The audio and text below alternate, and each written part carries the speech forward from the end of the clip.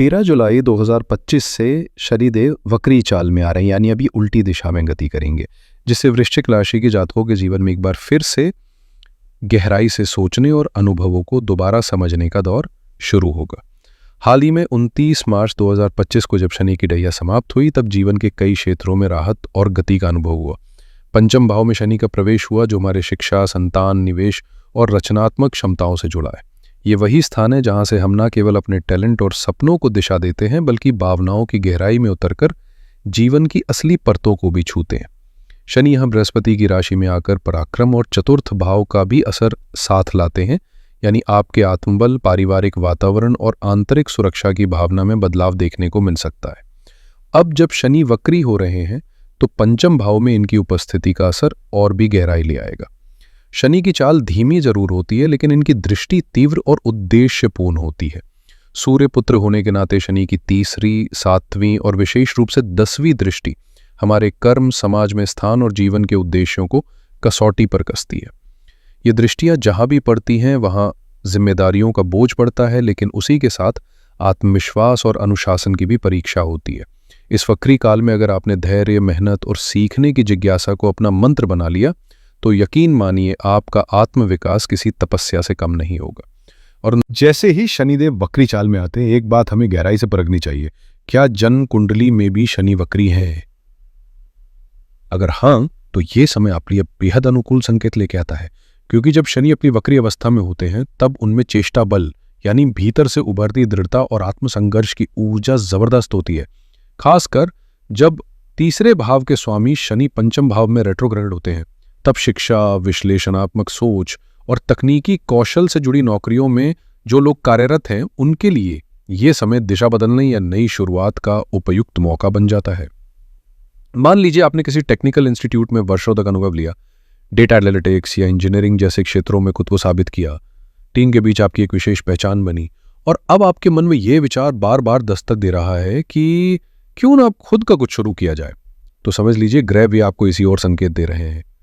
ये वो समय है जब धीमी लेकिन गहरी सोच रखने वाले लोगों के लिए नियति नई खिड़कियां खोलती है। कभी कभी तेजी से नहीं, ठहराव और ठोस रणनीति से किया गया निर्णय ही सबसे दूर तक जाता है। इसलिए अगर आप भीतर से ये महसूस कर रहे हैं कि अब जीवन को अपनी शर्तों पर जीने का वक्त आ गया है, तो शनि की यह वक्री चाल आपके लिए किसी आशीर्वाद से कम नहीं। जब जीवन ऐसे मोड़ पे खड़ा हो जहां विकल्प सीमित हो और समय जवाब मांग रहा हो, तब जरूरी हो जाता है कि हम अनिर्णय की धुंध को चीरते हुए स्पष्ट और साहसी कदम उठाए, बिना ज्यादा सोच विचार में उलझे या समय को व्यर्थ गवाए। ये वही घड़ी है जो आपको आंतरिक स्पष्टता और ऊर्जा के साथ नए रास्ते की ओर धकेल रही है, जहां न सिर्फ नयापन पनप रहा है, बल्कि भविष्य की दिशा भी आकार ले रही है। इस समय आपके भीतर की क्षमताएं पंचम भाव में स्थित शनिदेव के प्रभाव से पूर्ण रूप से आपके साथ है, यानी आपकी निर्णय शक्ति, विश्लेषण और सीखने की ललक चरम पर है। ऐसे में एक बात खास तौर पर याद रखिए, स्टॉक मार्केट जैसे क्षेत्रों में जहां पल भर का उतार चढ़ाव बड़ा फर्क ला सकता है, वहां भावनात्मक या जल्दीबाजी में लिया गया फैसला नुकसान की वजह बन सकता है। मुनाफे की ऊंचाई देखकर अगर आपने जल्दी में स्टॉक बेच दिया या घाटे के डर से जल्दबाजी में कोई बड़ा फैसला ले लिया, तो परिणाम उलट भी सकते हैं। इसलिए यह वक्त निर्णय लेने का जरूर है, लेकिन सोच समझकर, अनुभव और आंकड़ों को साथ लेकर, ताकि आपकी हर चाल सफलता की दिशा में एक ठोस कदम बन जाए। चूंकि शनिदेव वक्री अवस्था में है, इसलिए शेयर बाजार में कदम सोच समझकर उठाना बेहद जरूरी है। खासकर अगर आप किसी ऐसे क्षेत्र से जुड़े हैं जहां निवेश, बीमा, तकनीकी सेवा या फाइनेंशियल प्लानिंग जैसे विषय आते हैं, तो ये वक्त आपके लिए ऊर्जा से भरपूर और संभावनाओं से भरा हुआ साबित हो सकता है। ऐसे प्रोफेशन जहां विश्लेषण, लॉन्ग टर्म प्लानिंग और डेटा बेस्ड फैसले अहम होते हैं, वहां आपकी मानसिक स्पष्टता और स्थिरता कमाल का असर दिखा सकती है। शनिदेव की यह वक्री चाल दरअसल एक आंतरिक अनुशासन को जन्म देती है। यह धीरे धीरे भीतर की नकारात्मकता को साफ करती है और आपको एक ठोस जमीन पर आगे बढ़ने की प्रेरणा देती है। इसलिए अब समय है कि आप अस्थिर सोच को किनारे रखें और अपने भीतर स्थायित्व का मंत्र बसा लें। साथ ही जब शनि की तीसरी दृष्टि शुक्र की मित्र राशि पर पड़ रही हो, तो यह व्यापार या साझेदारी में किसी व्यक्ति के रोल को दोबारा परिभाषित करने या किसी नए स्थान पर काम शुरू करने के लिए भी उपयुक्त संकेत देती है। कुल मिलाकर ये ग्रह योग न केवल अवसरों का द्वार खोल रहे हैं बल्कि आपको उस द्वार से आत्मविश्वास के साथ आगे बढ़ने की शक्ति भी दे रहे हैं। कभी कभी जीवन में ऐसी हलचल जरूरी होती है जो न केवल भीतर की उलझनों को साफ करे बल्कि आसपास के लोगों को भी यह स्पष्ट संदेश दे कि अब आप पहले से कहीं ज्यादा सतर्क, सजग और फोकस्ड हो चुके हैं। जब आप इस मानसिक स्पष्टता के साथ आगे बढ़ते हैं तो आपकी चाल भले ही धीमी हो, लेकिन उसमें एक ठोस स्थिरता और उद्देश्य की गहराई होती है जो हर कदम को परिणामदायक बना देती है। ऐसे में न कोई बेचैनी रह जाती है, न कोई नकारात्मकता आसपास टिक पाती है। सब कुछ धीरे धीरे सामंजस्य की ओर बढ़ने लगता है। विद्यार्थी वर्ग के लिए यह समय विशेष रूप से ज्ञान प्राप्ति का है, लेकिन साथ ही विचलन और भटकाव के संकेत भी हैं। इसलिए जितना हो सके खुद को डिस्ट्रैक्शन से दूर रखें और मन की एकाग्रता पर काम करें।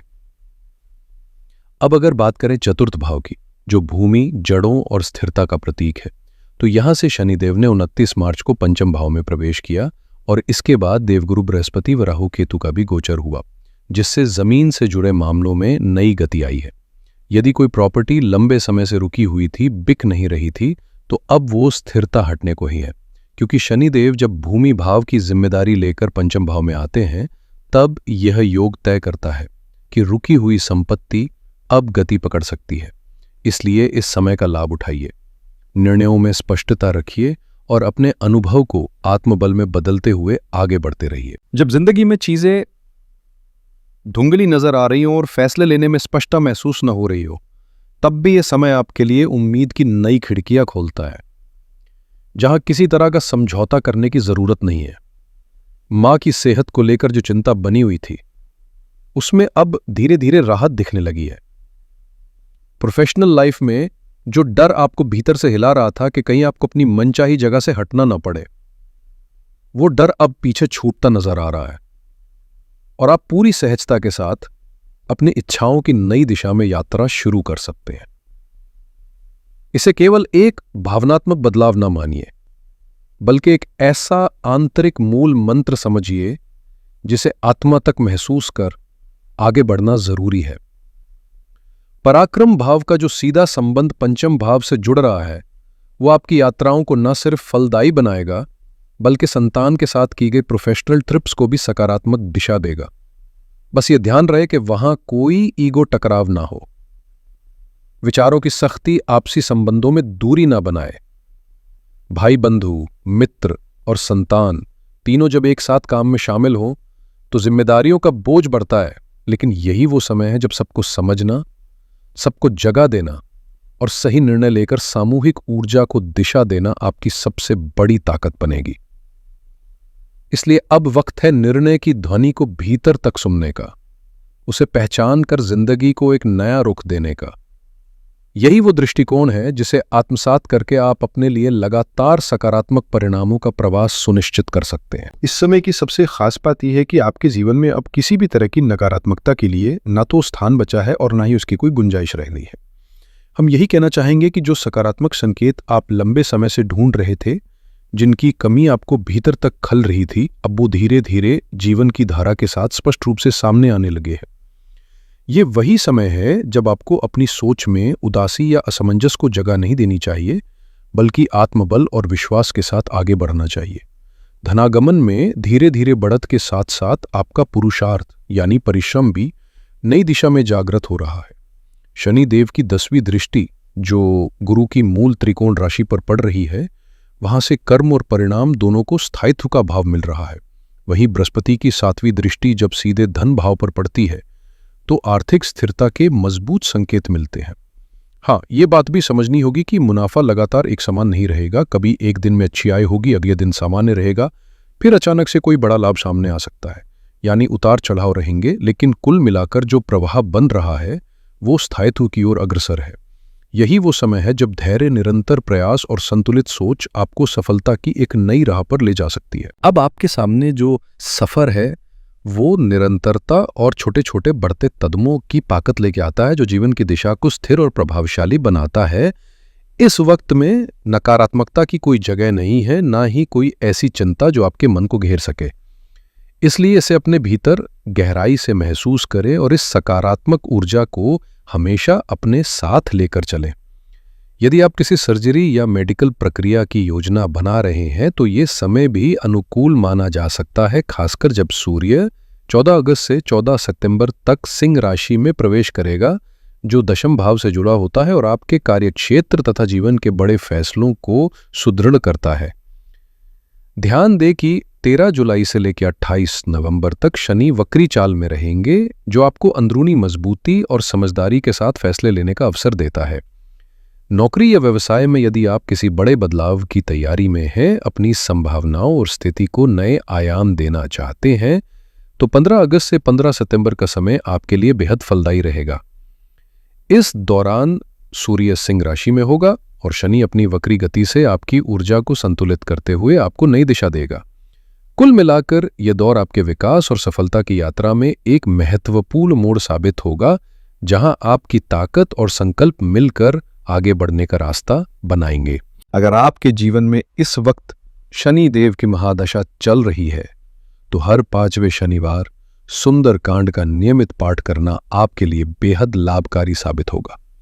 इसके साथ ही हम आपसे आग्रह करेंगे कि हर सुबह अपने दिन की शुरुआत गायत्री मंत्र के साथ करें और खासकर शनिदेव गायत्री का जाप भी अपनी प्रार्थना में शामिल करें, क्योंकि जब शनि पंचम भाव में स्थित होता है तो यह आपके अंदर की जागरूकता और मानसिक प्रखरता को बढ़ाने का अवसर होता है। कोशिश करें कि सूर्योदय से पहले उठकर मन को शांति और मौन की स्थिति में लेकर अपनी ऊर्जा को केंद्रित करें और निरंतरता के साथ इसे बढ़ाते रहें। इस दौरान श्रावण मास भी आरंभ हो रहा है, जो आध्यात्मिक अभ्यास के लिए विशेष महत्व रखता है।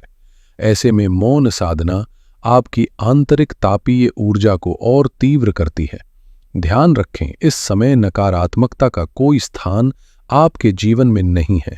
ऑफिस की जटिलताओं और पॉलिटिक्स का बोझ अब कम होता जा रहा है और गृहस्थ जीवन से आपको भरपूर सहयोग मिल रहा है, जो शनिदेव की वक्री चाल के दौरान आपके लिए वरदान की तरह काम करेगा।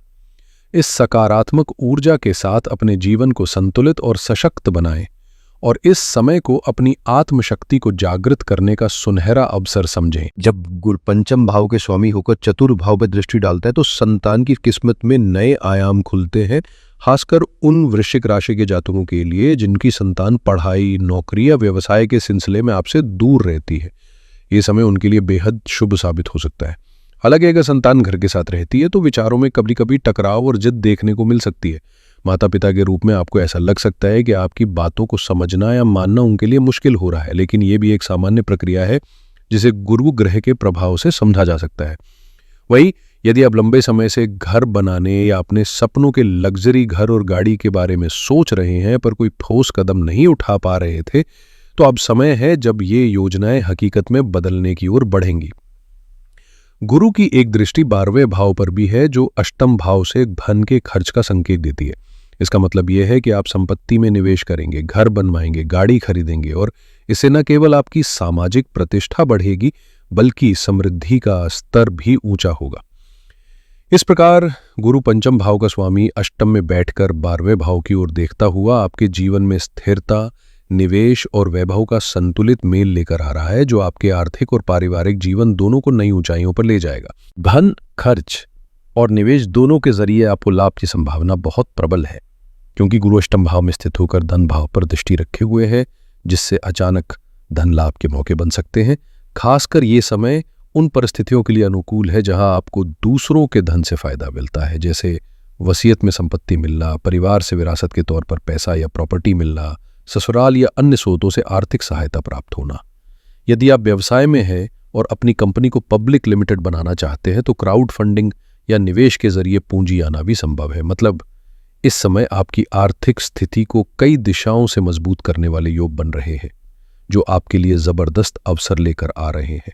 इसलिए मैं यही कहूंगा कि वृश्चिक राशि के जातकों के लिए अब गुरु महाराज से दया और कृपा की बारी है, क्योंकि उन्होंने पहले ही कई परीक्षाएं और कठिनाइयां झेली है, मार्च में ढैया से बाहर आए हैं, लेकिन अब तक सफलता की कोई खास चमक नहीं देखी गई।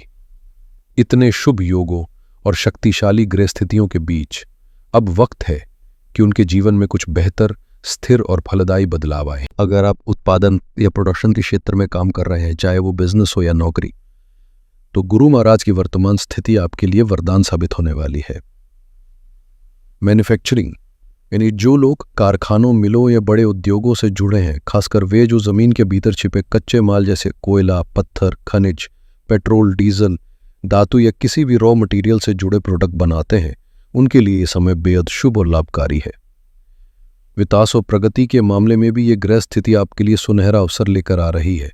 साथ ही टेक्नोलॉजी के क्षेत्र में कार्यरत, खासकर आर्टिफिशियल इंटेलिजेंस जैसे आधुनिक और भविष्य सूचक क्षेत्रों में आपकी सफलता के रास्ते खुलने वाले हैं, क्योंकि अब आपका समय है, आपका मंच है। गुरु ग्रह की कृपा से न केवल प्रोफेशनल जिंदगी में बल्कि पारिवारिक रिश्तों, विशेषकर ससुराल पक्ष से भी संबंध बेहतर होंगे, जो आपके जीवन को संतुलन और सामंजस्य प्रदान करेंगे। कुल मिलाकर ये दौर आपकी मेहनत और लगन को नई ऊंचाइयों तक ले जाने वाला है, जहां तकनीक और परंपरा दोनों का सुंदर समागम होगा। अगर आपको लगता है कि ससुराल वालों के साथ संबंध ठीक नहीं चल रहे या वहां की स्थितियां आपकी अपेक्षाओं के अनुरूप नहीं है, तो इस समय पंचमेश के प्रभाव से वो स्थिति धीरे धीरे सुधरने वाली है। टूटे हुए रिश्तों को जोड़ने और पहले से बने संबंधों को और मजबूत करने का समय आ गया है, इसलिए आशा रखिए कि बेहतर बदलाव निश्चित रूप से होंगे। हम भी आपके लिए अच्छे समय की कामना कर रहे हैं और इंतजार कर रहे हैं कि आपके जीवन में सकारात्मकता आए। उपाय की बात करें तो ये समझना जरूरी है कि जिस ग्रह से आप कुछ प्राप्त करना चाहते हैं, उससे जुड़ी चीजों का सम्मान और आदर करना आवश्यक है। जैसे गुरु बृहस्पति देव को हम पिता समान मानते हैं, तो उनके प्रति सम्मान, विनम्रता और श्रद्धा कभी कम नहीं होनी चाहिए। पिता या गुरु की उपेक्षा न करें, क्योंकि उनका आशीर्वाद और मार्गदर्शन आपके जीवन में सुख, समृद्धि और सौहार्द की नींव रखता है।